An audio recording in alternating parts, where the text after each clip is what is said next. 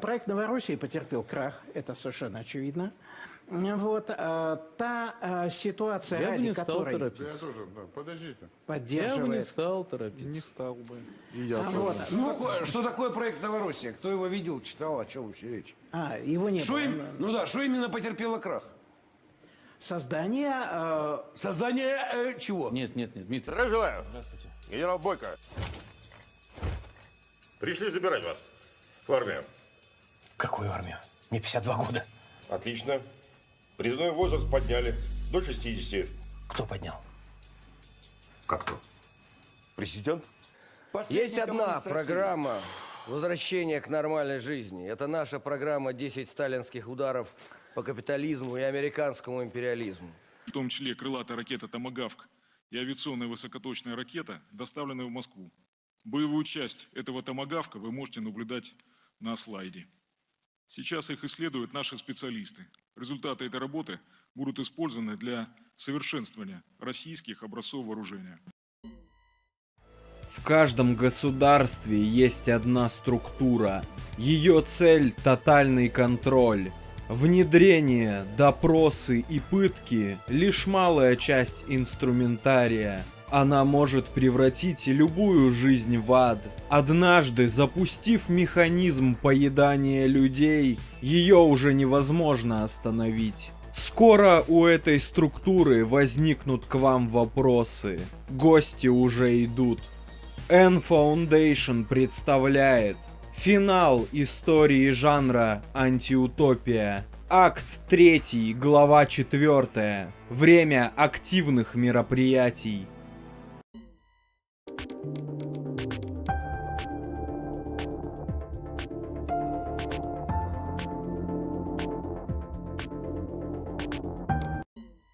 I've wanted to work with Andrew Niccol for a long time, you know, and often a lot of his films, they're set in the sort of near future, but really they're discussing things that are sort of hugely topical and relevant now. And when he pitched me this movie, he said, it's about the battle for privacy, which we've already lost.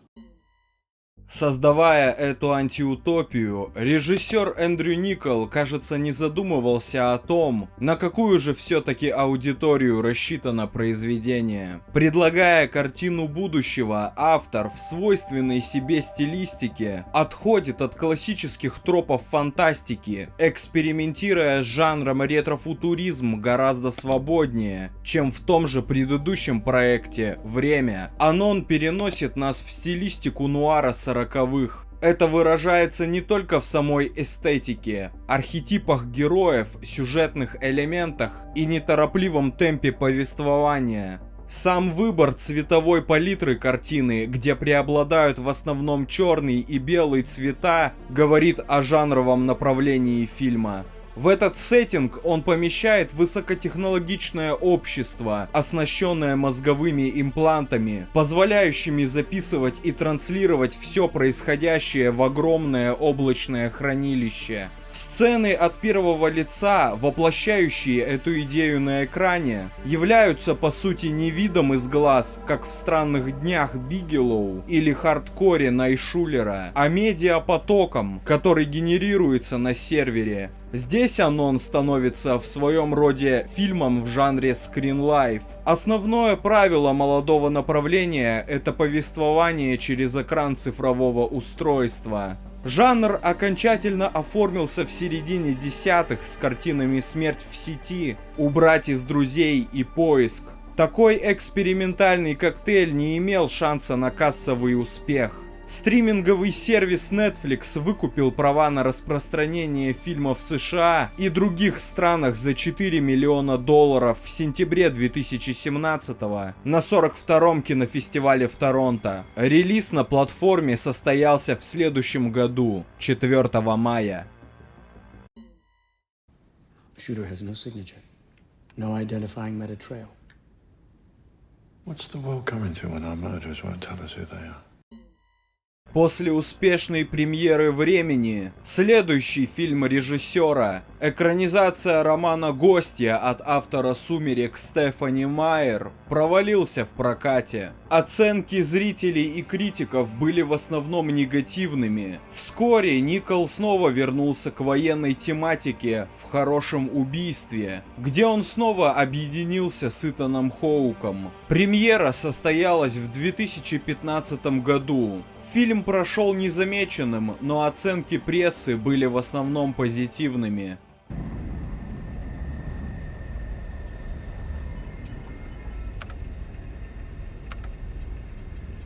Good kill. Съемки «Анона» пришлись на сентябрь 2016-го. Оператором картины стал Амир Мокри, работавший с Николом над «Оружейным бароном» и «Хорошим убийством». Экранные сцены записывались специальными экшн-камерами, которые надевали на актеров. Клайв Оуэн сыграл главную роль детектива Сэла Фриланда. Вообще, деятельность местных следователей сугубо номинальна, так как в этом мире люди добровольно сдали свою приватность в обмен на идею о полной безопасности. Фриланд – бессмысленный человек, просто плывущий по течению. В любой нуарной истории должна быть фам-фаталь. Аманда Сайфред вернулась к сотрудничеству с Эндрю Николом в роли анонима, хакера, который занимается редактированием чужих записей. Образ получился хоть и харизматичным, но уж слишком схематичным. Логично, учитывая, что главная цель Анона — это сохранить приватность личной жизни. Сэл пытается раскрыть специфическую серию убийств. Ее суть заключается в том, что преступник научился редактировать видеопоток в режиме онлайн. Грубо говоря, общество выкололо себе настоящие глаза, предпочитая жить в виртуальной реальности, где тебя ведет за руку искусственный интеллект. В очередной раз обмен свободы на безопасность приводит к интересному результату. Композитор Кристоф Бек, ответственный за музыку к картинам «Холодное сердце» и «Грань будущего», создал современный человый эмбиент, который идеально вписывается в неторопливое повествование Анона. You sure you have a girlfriend, Saul? You sure act like a single guy. And both of you are no strangers to doing visions of the future, near or far. I mean, Andrew, you worked on Gattaca, and of course you wrote The Truman Show. Clive, you were in Children of Man. You also more recently in Valerian. What draws you to projects like these in particular? I think there's similarities between this movie and Children of Men in that you know there's a way of looking at hugely relevant topical subjects, and if you push it a little bit into the future, you can address it in a way that isn't heavy-handed and also is saying we have to watch out because this is where we're heading. Andrew? Yeah, I think it's a way of it's a way of talking about the present actually. And as soon as you go a little step into the near future, people feel more comfortable. They go, oh, well, this has nothing to do with me, even though hopefully it's a lot to do with them. В сети мелькает информация, что бюджет картины составил $20 миллионов. При таких низких финансовых возможностях Николу следовало больше работать над разнообразными сюжетными поворотами, искать нестандартные для героев ситуации, чем создавать примитивную детективную историю. Примером интересного подхода здесь служит ультрабюджетный апгрейд стоимостью $5 миллионов, вышедший в том же 2018-м. Стоимость Анона также примерно равна бюджету хоррора «Тихое место» Джона Красински, который удачно выступил в прокате, собрав $340 миллионов по всему миру. Тему опасности новых технологий и цифровизации в 2010-х также оседлали создатели антологии «Черное зеркало», и к выходу антиутопии Никола было доступно уже 4 сезона. We rely on transparency. We can't control what we can't see. We require persistent identity. В одном из интервью режиссер говорит о том, что он рисует не будущее, а альтернативное настоящее. Действительно, актуальность Анона сейчас не ставится под сомнение. Право на приватность стало подвергаться эрозии с начала 21 века. В первую очередь интернет был центром мировой свободы, пока око государства не обратило на него свое внимание. К концу второго десятилетия всемирная паутина стала сплавом дезинформации и цензуры. То, что вначале помогало развивать человека, наводить мосты между культурами, закончилось тем, что называется эхо-комната. Субъективная, виртуальная реальность, где прячутся люди, не способные понять, что происходит на самом деле, либо одурманенные пропагандой, полностью подменившей процесс их мышления. Аноним – враг государства не потому, что нарушает закон. Он покушается на саму логику бюрократической системы. Только тоталитарный контроль над всеми процессами общества создаст самую благоприятную среду для развития класса чиновников. На данный момент Анон является последним фильмом Эндрю Никола. На этапе постпродакшена находится проект iObject, на главной роли в котором значится Карл Урбан.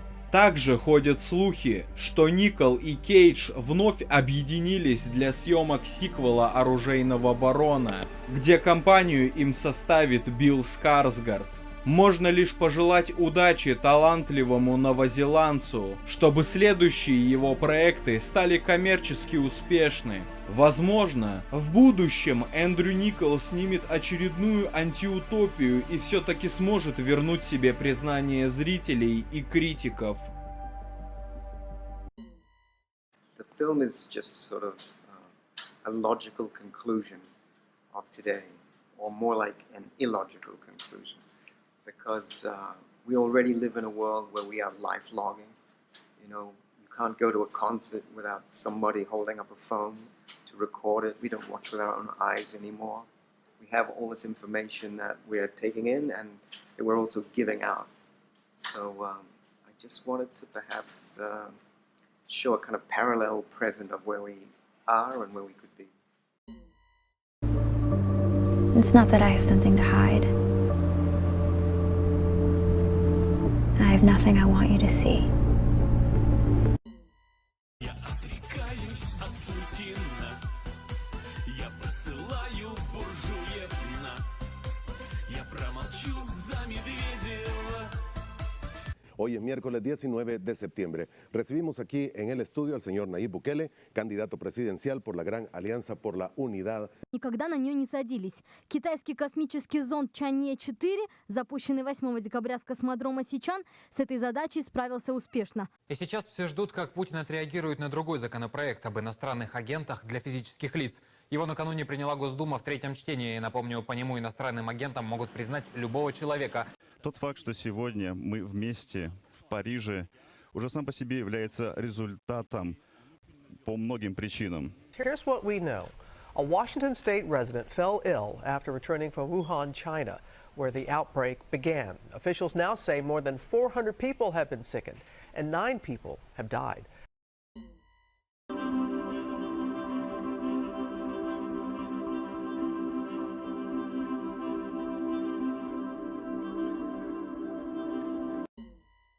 Just keep me in really deep because I don't want any problems.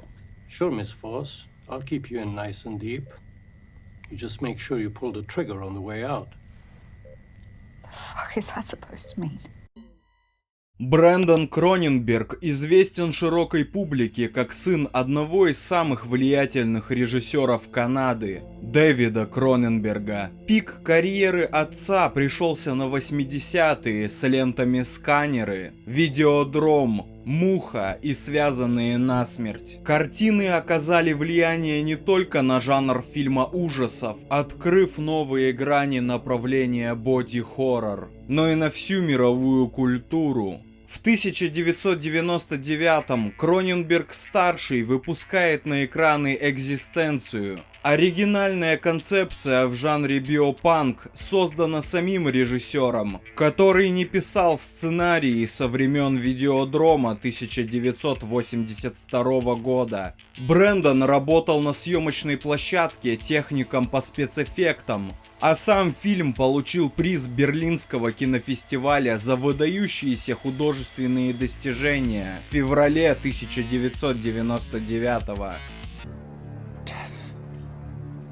Demoness Allegra Geller. Motor cortex is showing full sync. Vocal check. 1, 2, 3, 4, 5. Собственную режиссерскую карьеру Кроненберг-младший начнет в мае 2012-го, где его первый полнометражный фильм «Антивирус» покажут на 65-м Каннском кинофестивале в программе «Особый взгляд». В основном конкурсе его отец боролся за золотую пальмовую ветвь с картиной «Космополис». Взяв за основу сюжет собственной короткометражки «Сломанные тюльпаны» 2008-го, Брэндон снял стильный и атмосферный боди-хоррор с элементами антиутопии. Главную роль исполнил Калеб Лэндри Джонс, известный по роли Банши в прошлогоднем Люди Икс Первый класс. Харизматичный Сид Марч стал одной из лучших работ молодого актера, начавшего свою карьеру встречей с Антоном Чигуром из «Старикам тут не место».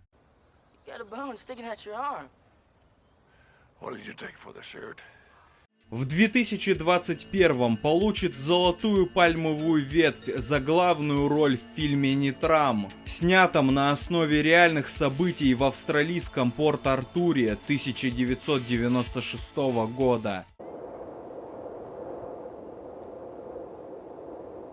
«Антивирус», хоть и был снят за смешные $2 миллиона, стал убыточным проектом, хотя и получил приз на кинофестивале в Торонто как лучший канадский фильм. Besides, you owe me for what you did to my rig.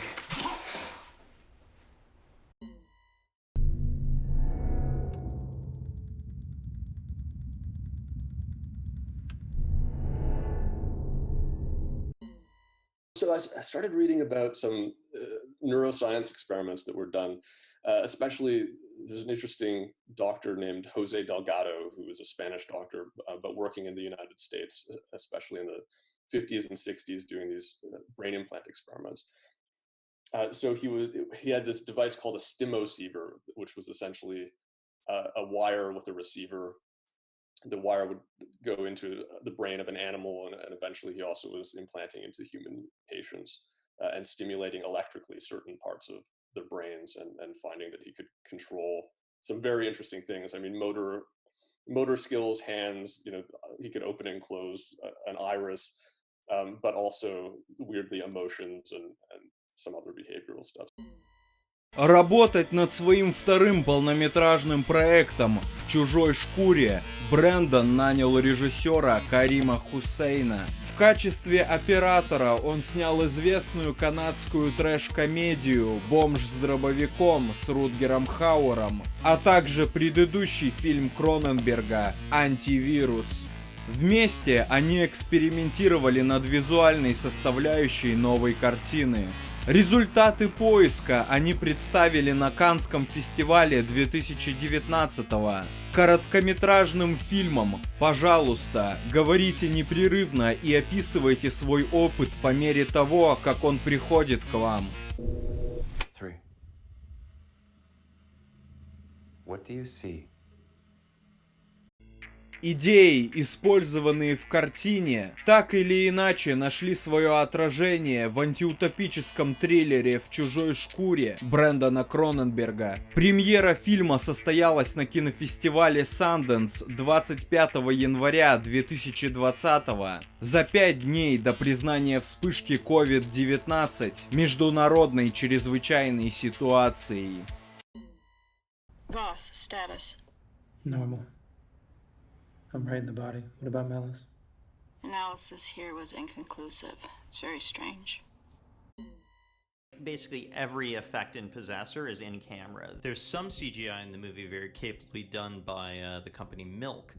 Milk did, of course, the Virtual Office and some screen compilations, cleaning up some wires or things like that, or little blade extensions here and there. Everything else is live and done in camera. В альтернативном 2008 году у крупной корпорации Trematron существует технология, позволяющая удаленно управлять мозгом другого человека с помощью специального биоимпланта. Андреа Райсборо, известная по Бёрдману и Мэнди, сыграла профессионального убийцу Тасю Вос. Ее профессия — быть оператором чужих тел, управлять ими как манекенами, а затем заставить их выстрелить себе в голову, чтобы уничтожить имплант, который связывает носителя с обладателем. Райсборо блестяще удалось исполнить роль протагониста, находящегося на грани распада личности. Дженнифер Джейсон Ли, современному зрителю известная по роли второго плана в «Омерзительной восьмерке» Квентина Тарантино, сыграла наставника главной героини, киллера в отставке Гирдер. После успешного внедрения в тело очередной жертвы, актер Кристофер Эбботт начинает перетягивать одеяло на себя. Наблюдать за носителем Колином Тейтом, управляемым Тасей Вос, одно удовольствие. Параноидная атмосфера, окружающая персонажа, пожалуй, сравнима с классическим маньчжурским кандидатом Джона Франкенхаймера. В «Чужой шкуре» также содержит в себе элементы боди-хоррора и психоделики, превращая криминальную научно-фантастическую историю в психологический хоррор. Настроение тотального отчуждения, сопровождающее картину от начала до самого финала, говорит не только о внутренних переживаниях героев, но и о холодном, антиутопическом завтра, где современные зомби смогут управлять ходом истории. Главная цель — Джон Парс, CEO конкурирующей корпорации в исполнении Шона Бина. В фильме также принял участие один из членов канадской семьи Сазерлендов, сын Дональда и брат Кифера, Росиф Сазерленд, в роли мужа Таси Вос. Визуальные решения, которые Кроненберг и Хусейн продемонстрировали в короткометражке, идеально вписаны в сюжет, делая повествование более глубоким, сосредоточенным на психологической борьбе двух индивидуумов. Музыкальным сопровождением занялся британец Джим Уильямс. В будущем он поработает с Жюлией Дюкурно над триумфатором Каннского фестиваля 2021 боди-хоррором «Титан».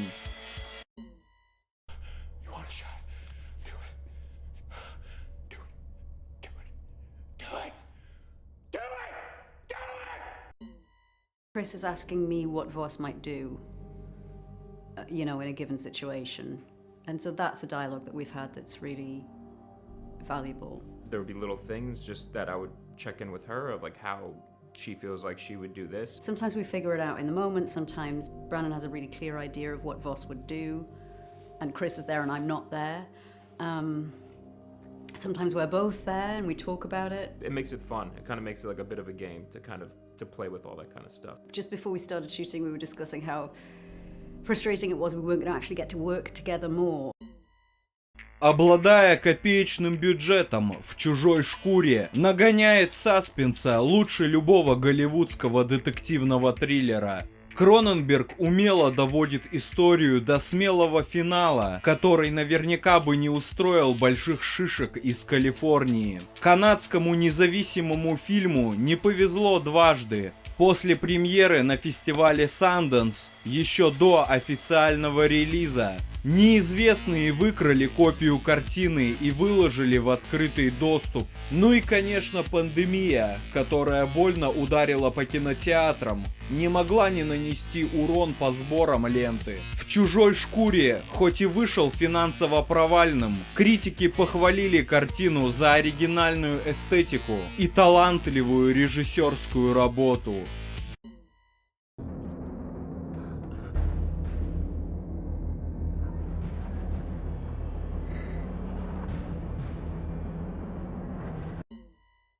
Третьим фильмом в карьере Брэндона Кроненберга стал «Бесконечный бассейн» 2023 года. Оператором вновь стал Карим Хусейн, а главные роли исполнили Александр Скарсгард и Мия Гот. Режиссер снова заигрывает с антиутопическими идеями, создавая визуально великолепный портрет загадочного курорта, где существует возможность купить себе право на особые развлечения. Картина принесла $5 миллионов, что больше, чем сборы последнего фильма Кроненберга-старшего «Преступление будущего» 2022 года.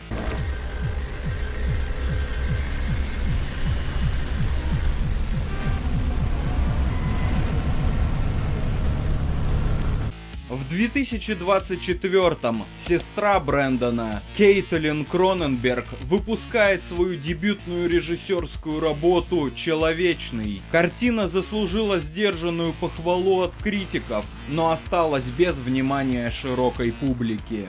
The fallout continues over the Kremlin's announcement last week that Russia has satisfied their commitment to the Athens Accord 3 months ahead of the UN deadline. She doesn't live here anymore. No, I know.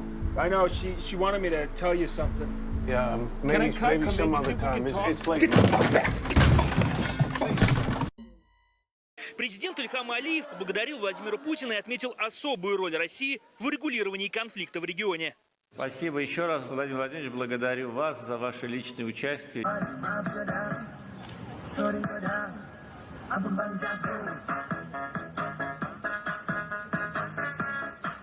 Договор о коллективной безопасности. Я сегодня обратился к главам государств ОДКБ оказать помощь Казахстану. Говорите прямо. Я поддержу предложение о признании. Поддержу или поддерживаю? Говорите прямо, Сергей. Поддерживаю предложение. Так и скажите, да или нет. Все, всех победим, всех убьем, всех, кого надо, ограбим. Все будет, как мы любим. Давайте с Богом. А второе, война нужна была олигархам. Она нужна была тому клану, который сегодня фактически управляет Россией. Этот олигархический клан, он получает все, что возможно. Если у этого клана закрываются зарубежные бизнесы, то государство тут же делит внутренние бизнесы и передает их ему. Поэтому сажают бизнесменов, закрываются банки для того, чтобы клан не терял объемы своих денег. Деньги им не нужны. Они уже давным-давно сделали для себя все. Клиники, в которых специальный аппарат, чтобы, не дай бог, раком заболеет, и все остальное, чтобы прожить как можно дольше. Это олигархическая верхушка, она думает только об одном. Как проволочить свое тело как можно дольше, и чтобы тело находилось как можно в более хорошем состоянии. Это их заболевание мозга. Они не думают ни о стране, ни о людях, ни о войне, ни о чем, кроме себя.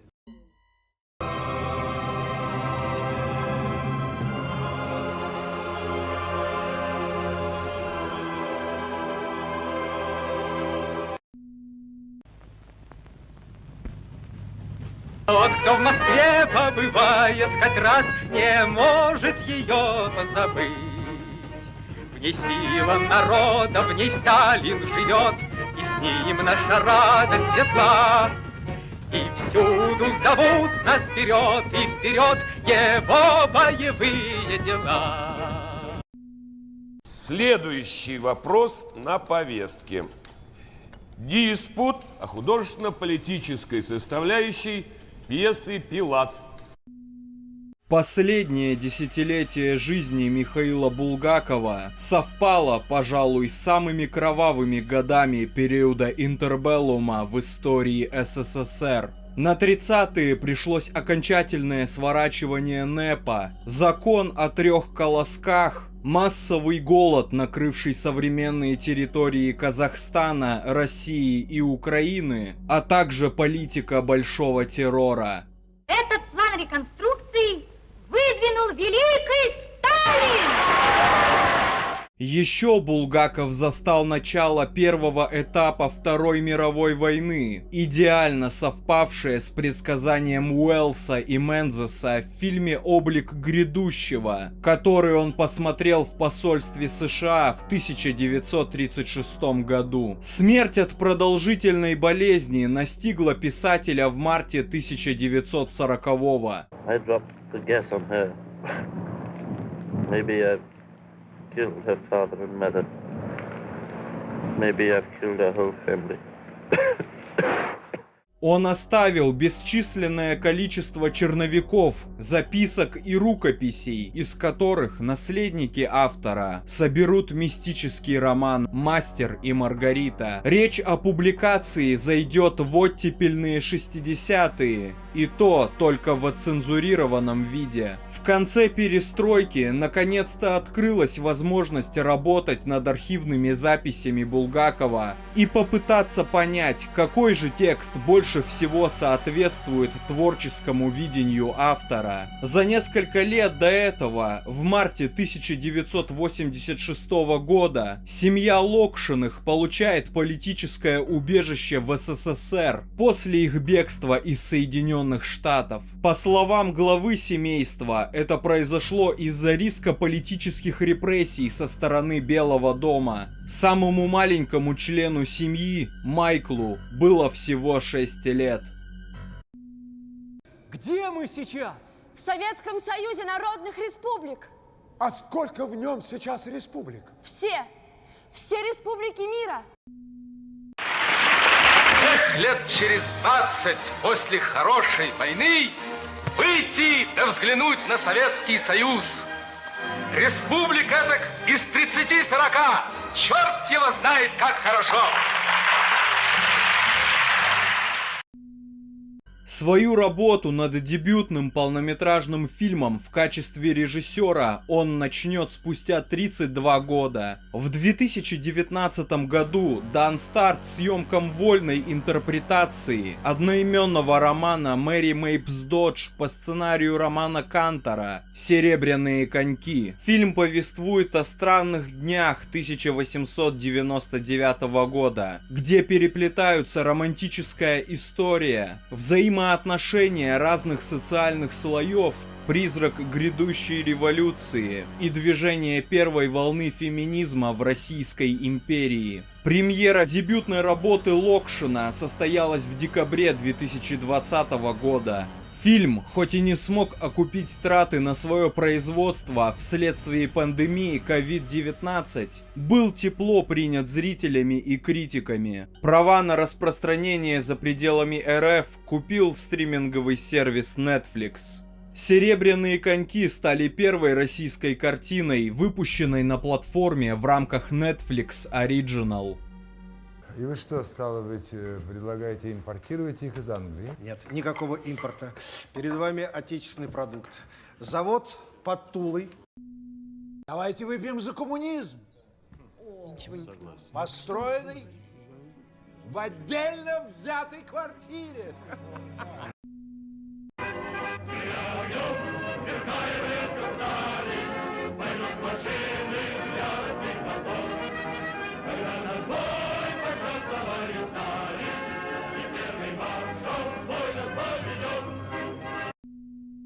После успеха дебютного фильма Михаил Локшин и Роман Кантор присоединились к разработке долгостроя «Мастер и Маргарита». Эпопея началась еще в 2017 году, когда продюсерская компания Mars Media выкупила права на экранизацию романа у наследников Булгакова. Производство заглохло ввиду недостаточного финансирования, а после началась пандемия, которая также внесла свои коррективы. Новая концепция была озвучена лишь в апреле 2021-го. Было решено отказаться от привычного формата произведения и создать собственную интерпретацию не только текста, но и жизни самого Булгакова. Также сменилось название картины. От классического «Мастер и Маргарита» отказались в пользу демонического «Воланд», говоря о смене приоритетов в сюжете картины. Съемки начались летом 2021 и продолжились до начала ноября. Продюсеры назвали ориентировочное время выхода картины «Воланд» в прокат, а именно конец следующего года. 20 января 2022 года Mars Media и Universal Pictures International подписали соглашение о стратегическом сотрудничестве, а также озвучили дату премьеры первого совместного проекта «Воланд» 1 января 2023 года. «Пилат» — это политически вредное и крайне опасное произведение, которому не место в советской литературе. Вот Маргарита Симоновна затронула очень большую тему. А сейчас там все обсуждают одного режиссеришку, который снял частично на американские деньги, частично почему-то ему государственные деньги дали. Снял великое произведение русского классика. Не хочу называть никакое, ничто, ничего. А при этом в такой остро-памфлетной, антисоветской, антисовременной российской теме, так скажем. При этом он еще донатит в ВСУ. И мы так к этому относимся, ну ладно. Серьезно? Однако после 24 февраля всякая стратегия уже не имела смысла. Режиссер Михаил Локшин осудил действия российской власти на территории соседней страны и больше не возвращался в РФ. В начале июля стало известно, что Universal Pictures полностью вышла с российского рынка, а следовательно контракт с Mars Media сгорел вместе с международным прокатом картины. Впрочем, никто не собирался бросать проект стоимостью около 15 миллионов долларов. Из-за резко возросших расходов постпродакшн картины затянулся. 28 апреля 2023 стало известно о возвращении фильму оригинального названия. Через несколько месяцев стала известна дата премьеры – 25 января 2024. Нет никакого дьявола. Как интересно тут у вас выходит. Чего не хватишься, ничего-то у вас нет. Зачем вы сейчас на бюджетные деньги выпускаете фильм «Грязную переделку великого Булгакова» от открыто антироссийского режиссера, где в конце фильма взрывается и горит сталинская Москва? Сталинская Москва, победившая в 41-45 все беды и фашистов. Сталинская Москва, в котором жили, работали и любили друг друга наши бабушки и дедушки.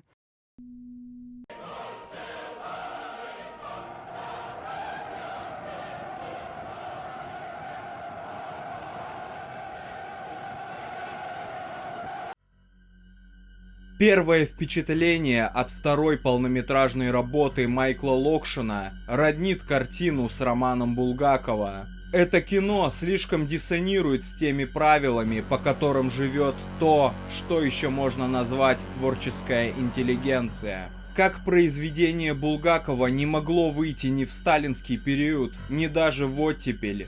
Экранизация, снятая до большинства ограничений, казалось бы, не должна была выйти вовсе. Скорее всего, ленту спас ее солидный бюджет и поддержка государства, заявленная еще в 2018 году. Стоимость «Мастера и Маргариты» примерно сопоставима с такими фильмами, как биографический ученик «Восхождение Трампа» Али Аббаси, боди-хоррор «Субстанция» Корали Фаджа, триллер «Еретик» Скотта Бека и Брайана Вудса, а также драмы «Конклав» Эдварда Бергера. Потенциальный европейский блокбастер взорвал не только весь российский прокат, но и русскоязычное медиаполе. Имея взрослый рейтинг, «Мастер и Маргарита» сумел собрать около 26 миллионов долларов в кинотеатрах только внутри страны. По последним данным, в ноябре 2024-го картину показали на мероприятии American Film Market, где продают права на дистрибуцию различных киноновинок. Разрешите мне, сир, выкинуть его ко всем чертям из Москвы? Да. Мы снимали фильм и вообще придумывали его в совсем другое время. Да? Мы все помним, что такое была Россия еще в 19-20 году, когда мы начинали работать над этим фильмом. Сняли мы его в 21-м, как я говорил. Сегодня можно говорить о том, что и цензура, и репрессии, которые происходят, их можно сравнивать только со сталинскими. Я видел где-то статистику, что они даже не сравнимы с другими годами советского периода. Мы не знали, ни я, ни мой косценарист, там, Роман Кантер, мы не знали, что тот фильм, который мы делаем тогда, станет настолько актуальным. Мне удалось отстоять большую часть, там только один небольшой момент. Продюсеры поменялись, сказали, что по-другому никак, потому что сейчас это уже уголовное дело, и значит, они мне объяснили, показали статью, что это уголовное дело, и, значит, там небольшой момент поменяли, но На 95% фильм остался таким, каким он задумывался.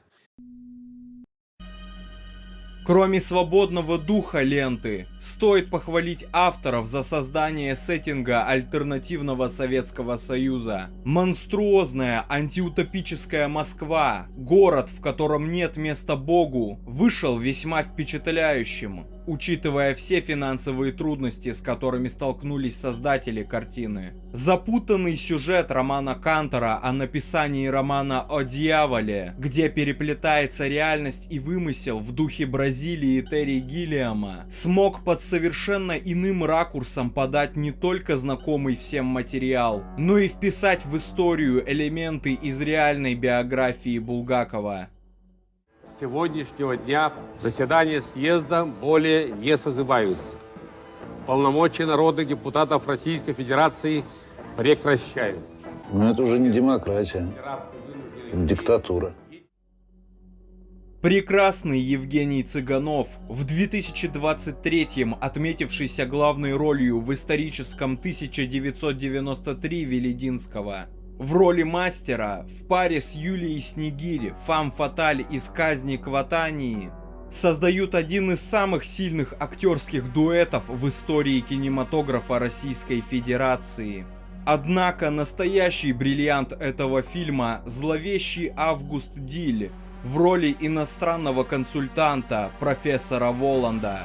Дебют немецкого актера в полнометражном кино начался еще в конце 20 века с картиной «23». Диль исполнил роль хакера из ФРГ, который продает украденную информацию в социалистический блок. Das Reaktorunglück in dem ukrainischen Atomkraftwerk Tschernobyl ist die größte Katastrophe, die sich bisher auf dem Gebiet der Kernenergie ereignet hat. Уже ближе к нашим дням, в 2017-м исполнил роль моряка печально известной подводной лодки «Курск» в одноименной драме Томаса Винтенберга. That will take care of me, the Uncle Anton, in my old age. Cheers. С остальным кастом также нет каких-то особых проблем. Каждый актер второго и третьего планов успешно выполняет режиссерский замысел Локшина. Что, ничего не понимаю, как это такое может быть? Добрые люди, верните реквизит на место. Вы что, с ума сошли? Вы что, не видите? На сцене народный артист СССР! То, что вы сегодня увидели на экранах, и я надеюсь, что вы поняли, то, что было тогда нельзя. Нельзя было рассказать о себе, он не мог об этом рассказать. Он это рассказывал там, в каких-то других произведениях и в своих дневниках, отчасти, опять же, это по кусочкам собрано. Нельзя было рассказать свою историю. И то, что мы сегодня видим на экране, это спасибо режиссеру и сценаристу Роману Кантеру, это история Булгакова. И это очень ценно, мне кажется. «Мастер и Маргарита» стал самым успешным фильмом России за последние несколько лет, сочетая в себе критику актуальных политических практик, которая досталась ему еще от Булгакова, отличную мистическую атмосферу, хорошее техническое исполнение, блистательную актерскую игру, а также шикарный саундтрек от Анны Друбич. В награду за такой подарок для русскоязычного культурного пространства фонд кино урезал государственное финансирование для продюсеров Марс Медиа. В это же время пересмотр финансовых потоков затронул также компанию Басилевс. После того, как режиссер Тимур Бекмамбетов избавился от доли в собственной компании и покинул Российскую Федерацию, культурное пространство России стало слишком токсичным, подчиненным лишь государственным интересам. А места для настоящего бизнеса в творческой индустрии, пожалуй, совсем не осталось. Все это исчезло, сгорело вместе со старым миром, который мы знали до 24 февраля.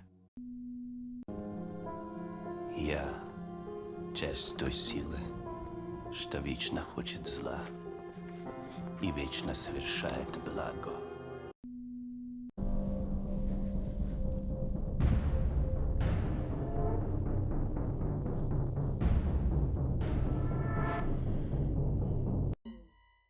Сидя в горящем автомобиле, который несется со скоростью 200 км в час, невольно начинаешь задаваться вопросом, как это все возможно. Говорят, что история повторяется, но в одну реку дважды не войдешь.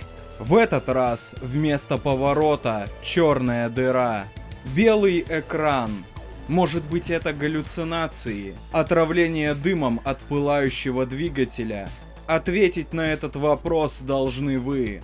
Этот пациент еще может выкарабкаться? Или через несколько секунд машина распадется на атомы, столкнувшись с бетонной стеной? За рулем был N Foundation. Финал истории жанра антиутопия. Акт 3, глава 4. Оставайтесь на связи. Следующий проект будет объявлен позднее. Это всегда печальное событие. Ну, у нас и были другие случаи, когда люди в местах лишения свободы уходили из жизни. А разве в Соединенных Штатах такого не бывало?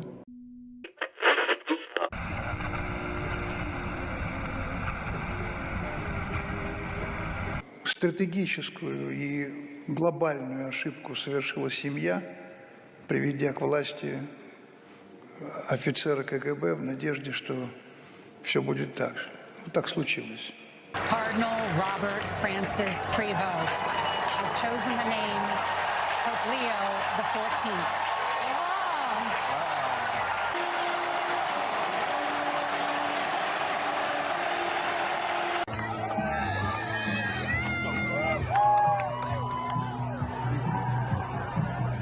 Марьинка, которая была поселком городского типа, а потом стала даже городом. Многим кажется, что это село, но здесь были и многоэтажки, были школы, детские сады. Сейчас же не осталось ничего.